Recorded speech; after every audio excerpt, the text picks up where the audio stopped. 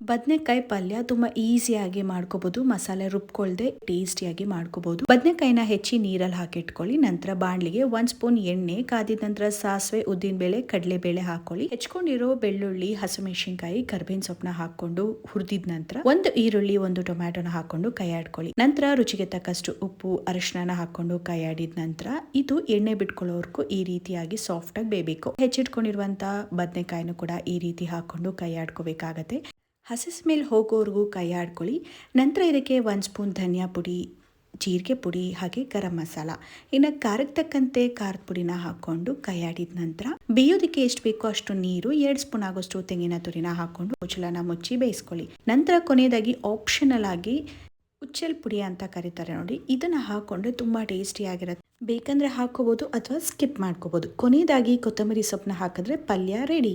ಇಷ್ಟ ಆಯ್ತಂದ್ರೆ ಎಸ್ ಅಂತ ಕಮೆಂಟ್ ಮಾಡಿ.